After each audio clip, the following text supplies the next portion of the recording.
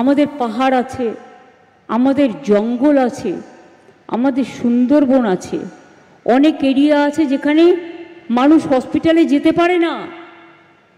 আগে যেমন ধাত্রীগণ তারা ডেলিভারি করাতেন, এখনও সেই রকম হয়, আগে শুনেছিলাম। তারপর থেকে আমরা ঠিক করলাম ইন্টিরিয়ার অঞ্চলগুলোতে মাদার্স ওয়েটিং হার্ট তৈরি করবার, হসপিটালের কাছাকাছি এনে, যেখানে বাচ্চা জন্মাবার বেশ কিছুদিন আগে মাকে, গর্ভবতী মাকে নিয়ে আসা হয় এবং তাদের হসপিটালের ডাক্তার নজর রাখে, দেখে। আর যখন বাচ্চা হওয়ার সময় হয় তখন হসপিটালের সঙ্গে সঙ্গে ওটা শিফট হয়ে যায়। ফলে ইনস্টিটিউশন ডেলিভারি, ধরুন যারা শুধু গালাগালি দিয়ে বেড়ায় তারা তো জানেই না ঘটনাটা, যে 60 সামথিং সেখান থেকে আজকে 99% হয়েছে। এবং আমি মনে করি যেদিন এটা 100% হবে সেদিন আমি সবচেয়ে খুশি হব। আপনারা কি জানেন, অনেক সময় কেউ কেউ হিন্দু, মুসলমান, শিখ, খ্রিস্টান করে বলে, কেন সব ধর্মকে আমরা ভালোবাসি? একটা কারণ বলি ছোট্ট। আমার এখানে অ্যাবাউট 6% আদিবাসী আছে, তপশিলি ভাই বোনেরাও আছে অ্যাবাউট 25%, মাইনরিটিরা আছে অ্যাবাউট 33%, ওবিসিরা আছে, বাদ বাকি টোটালটাই জেনারেল কাস্ট। এবার আপনারা আমাকে বলুন তো, ইন্ডিয়া ব্ল্যাকলিস্টেড হয়েছিল কেন জানেন? ইন্ডিয়া গভর্নমেন্ট, একজনের পোলিও হয়েছিল, সেটা হাওড়ার ওই ডোমজুর এলাকার কোনো একটা জায়গায় হবে। একজন, আমরা ক্ষমতায় আসার আগে। আমি তখন ভাবলাম, সবাইকে যদি এই পোলিও ইঞ্জেকশন দিতে হয় তাহলে আমাকে সব পপুলেশনকে কনফিডেন্সে নিতে হবে।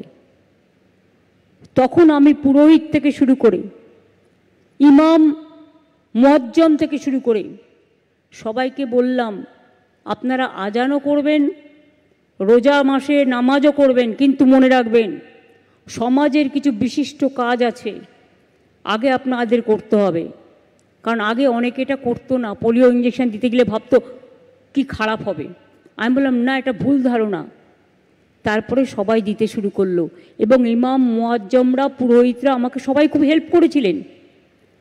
পরের বছর আমরা পোলিও ফ্রি করে দিলাম এবং তাতে কি হলো, ইন্ডিয়া গভর্নমেন্টকে যারা ব্ল্যাকলিস্টেড করেছিল আমার দেশ সেখান থেকে বেরিয়ে এলো। এটা গর্ব করার মতো জিনিস না? গর্ব করার মতো জিনিস নয়। একবারও কি ভেবে দেখেছেন সব মানুষকে কনফিডেন্সে নিলে কতটা কাজ হয়? কে বলেছে আমি আমার ধর্মকে শ্রদ্ধা করব না?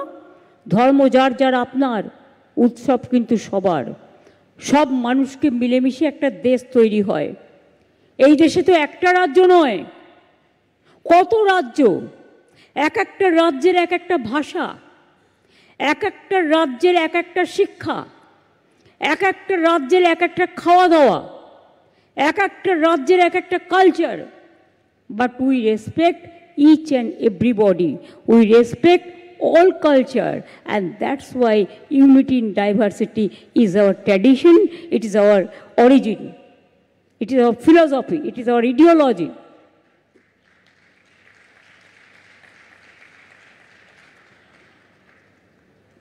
কাজেই অনেক কাজ হয়েছে। আর একটা তৈরি করেছি আপনাদের বলুন, ছোটদের জানবার জন্য। জানেন তো, খুবই দুঃখের ব্যাপার, অনেক সময় অনেক বাচ্চা হয়তো জন্মাতে গিয়ে মারা গেল। So many child, now it has been decreased, but sometimes the mother die before baby born. তখন বাচ্চা, they don't get the breast milk. Who will feed them the breast milk? সেই জন্য আমি অনেক ভাবনা করে একটা প্রোগ্রাম করলাম। সেটার নাম হচ্ছে আমাদের, আমি নাম দিয়েছিলাম হিউম্যান মিল্ক ব্যাংক, মানে মধুর স্নেহ, এটার নাম দিয়েছিলাম। পিজি হসপিটালে অনেক মায়েরা এসে তার ব্রেস্ট মিল্ক দিয়ে যায়, আমরা সযত্নে তাকে প্রোটেক্ট করি, এবং যে বাচ্চাদের এইরকম পরিস্থিতি হয় মায়ের দুধ পায় না, তাদের আমরা সেই দুধটা খাওয়াই, বাচ্চাটা স্বাস্থ্যকর হয়, সুস্থ হয়। এটা মনে রাখবেন, টাকা দিয়ে কিনতে পাওয়া যায় না, এটা উইলিংনেসের ওপরে ডিপেন্ড করে। কাজেই আমরা এগুলো করতে পেরেছি বলে আমি আজকে জানালাম, এই কারণে যেহেতু আমি মনে করি যে আজকের প্রোগ্রামে এই কথাগুলো আমি না বললে, আমরা তো সারা জীবন শিখি, So you can also think about the human milk bank, think about the mother heart, waiting heart, all other lessons. You do something different, I do something different, but all together, if we can extend our services to all, so many beautiful things, and so many, through some vision and mission, so many action can be oriented through some programs, and ultimately the people will be gainer, and you will be happy for that, and it is your social work. Health, इसका नाम है सेवा। 5টা লোককে সেবা করলে তার জীবনে অনেক পুণ্য হয়। 5টা গরিব লোক যদি খেতে না পায়, তাকে দুটো মুখে খাবার তুলে দিলে দেখবেন অনেক পুণ্য হয়। যে পুণ্য হয়তো সব জায়গায় হয় না। কাজেই মানুষকে ভালোবাসলে, হিউম্যানিটিকে ভালোবাসলেই, হিউম্যানিটি মানে মানবিকতা, যেটা হিউম্যান বিং হিসেবে, আমাকে অনেকে জিজ্ঞেস করে তুমি মেন না উইমেন, আমি বলি শোনো, আমার একটাই উত্তর, I consider myself as a human being, এবং হিউম্যানিটি ইজ মাই সাবজেক্ট। এবং আমি মনে করি এইটা নিয়ে যদি আমাদের ইন্টেনশন ক্লিয়ার থাকে, আমরা সবাই অনেক কিছুই করতে পারবো। এটা আমার জন্য একার নয়, আমি যদি কিছু শিখি আমি এক্সপ্রেস করি আপনাদের কাছ থেকেও। আমি অনেক সময় বাচ্চাদের থেকেও অনেক শিখি, কারণ তারাও আজকের দিনে নিউ জেনারেশন, একদম ছোট্ট জেনারেশন থেকে শুরু করে ইয়াং জেনারেশন, স্টুডেন্ট জেনারেশন, তাদের কাছ থেকে অনেক শেখার আছে, জানার আছে। সবটাই মূল্যবান, সবটাই মূল্যবান। সুতরাং ভ্যালুয়েবল জিনিস শেখার জন্য কোনো বয়স লাগে না। ভ্যালুয়েবল জিনিস শেখার জন্য হৃদয়টাকে খোলা রাখতে হয়, মনটাকে খোলা রাখতে হয়। তাই আপনারা সকলে ভালো থাকুন, সুস্থ থাকুন। আমি আবার I want to congratulate Dr. Sethi, Madam Sethi, all his Narayana family team, including doctors, sisters, paramedical staffs, and students, all for their excellent contribution to the society. And I hope this hospital will give you a big boost up, especially in the health sector. If you need anything, if you have any requirement else, always we are available for you, at your service. Thank you so much. Thanks a lot.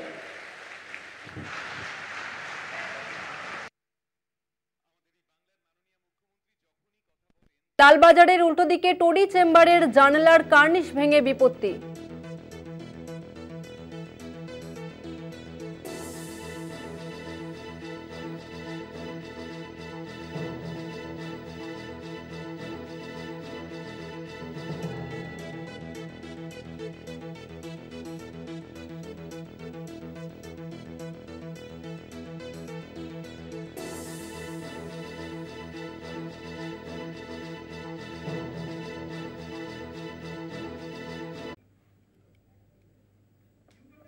এই মুহূর্তে new টাউনে রয়েছেন মুখ্যমন্ত্রী মমতা বন্দ্যোপাধ্যায়, সরাসরি নজর রাখবো সেদিকে।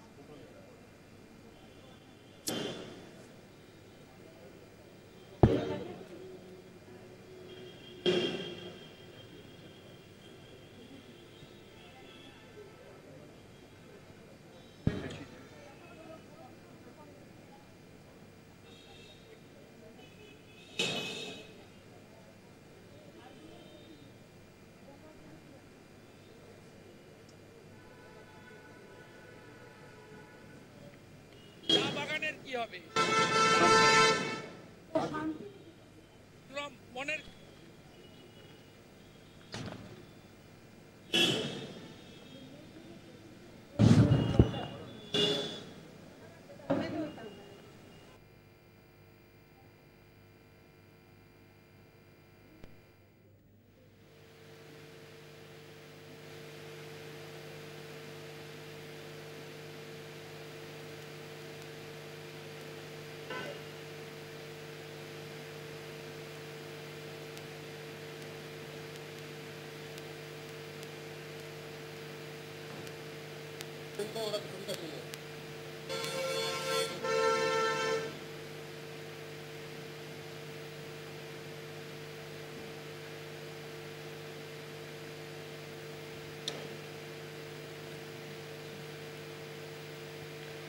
এই মুহূর্তে আপনারা দেখতে পাচ্ছেন মুখ্যমন্ত্রী মমতা বন্দ্যোপাধ্যায় তিনি নিউ টাউনে উপস্থিত রয়েছেন এবং দেশের সবথেকে বড় হাসপাতালের ভিত্তিপ্রস্তর স্থাপনে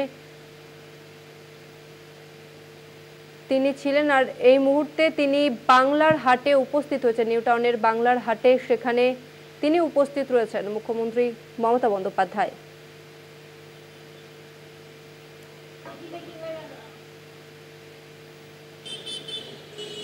বাংলার হাটে এই মুহূর্তে মুখ্যমন্ত্রী মমতা বন্দ্যোপাধ্যায় তিনি উপস্থিত রয়েছেন এবং বিভিন্ন স্টলে তিনি ঢুকছেন, পরিদর্শন করছেন, সমস্ত জিনিসপত্র তিনি খতিয়ে দেখছেন এবং কথা বলছেন বিক্রেতা ক্রেতা সকলের সঙ্গে।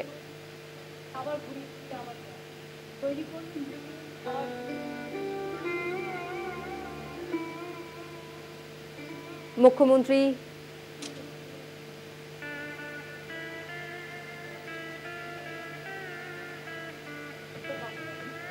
নিউ টাউনের প্রদর্শনী কেন্দ্রের নামকরণ অনুষ্ঠানে মুখ্যমন্ত্রী মমতা বন্দ্যোপাধ্যায় এবং তিনি বিভিন্ন স্টল পরিদর্শন করছেন, ক্রেতাদের সঙ্গে কথা বলছেন, খতিয়ে দেখছেন সমস্ত জিনিস। একের পর এক স্টল পরিদর্শন করছেন মুখ্যমন্ত্রী। নিউ টাউনের প্রদর্শনী কেন্দ্রের নামকরণ অনুষ্ঠানে মুখ্যমন্ত্রী।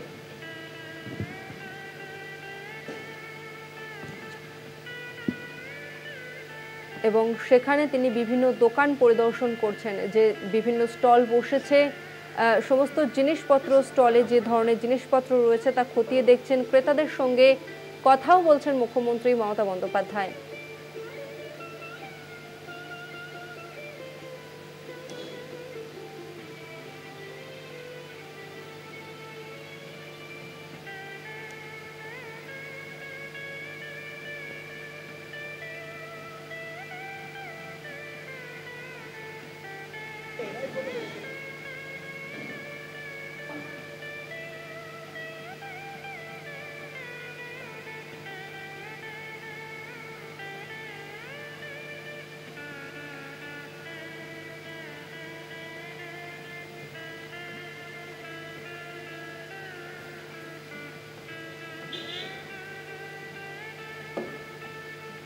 নিউ টাউনের প্রদর্শনী কেন্দ্রের নামকরণ অনুষ্ঠানে মুখ্যমন্ত্রী মমতা বন্দ্যোপাধ্যায় তিনি বিভিন্ন দোকানে ঢুকছেন এবং জিনিসপত্র দেখছেন, তিনি বিভিন্ন স্টল পরিদর্শন করছেন, ক্রেতাদের সঙ্গে কথা বলছেন।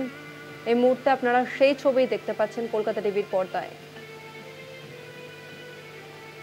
এই মুহূর্তে একটি শাড়ির দোকানে অর্থাৎ শাড়ির স্টলে রয়েছেন মুখ্যমন্ত্রী, সেখানে ক্রেতাদের সঙ্গেও কথা বলছেন, তিনি বিক্রেতাদের সঙ্গেও কথা বলছেন এবং প্রোডাক্ট কোয়ালিটি তাও তিনি খতিয়ে দেখছেন, জিনিসপত্র দেখছেন মুখ্যমন্ত্রী মমতা বন্দ্যোপাধ্যায়।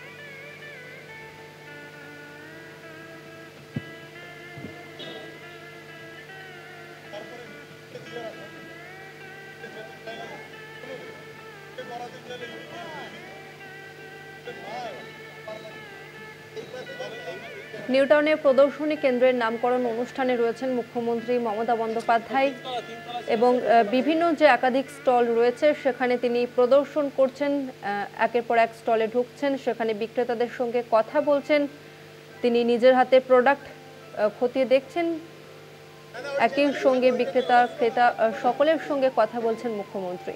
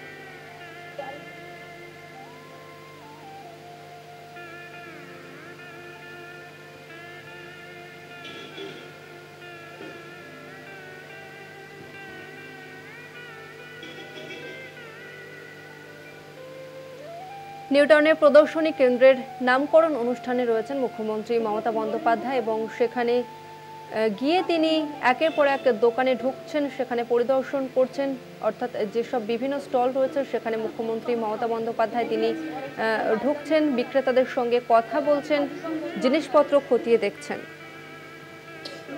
নিউটাউনের প্রদর্শনী কেন্দ্রের নামকরণ অনুষ্ঠানে মুখ্যমন্ত্রী মমতা বন্দ্যোপাধ্যায় এবং সেখানে গিয়েই তিনি একের পর এক দোকানে পরিদর্শন করছেন, সেখানে বিক্রেতাদের সঙ্গে কথা বলছেন এবং নিজের হাতে প্রোডাক্টও চেক করছেন মুখ্যমন্ত্রী মমতা বন্দ্যোপাধ্যায়।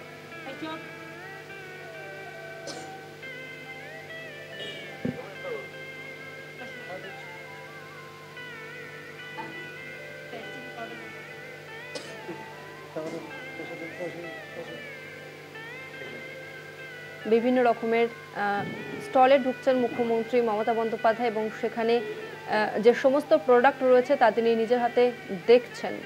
একই সঙ্গে ক্রেতা বিক্রেতা উভয়ের সঙ্গেই কথা বলছেন মুখ্যমন্ত্রী মমতা বন্দ্যোপাধ্যায়।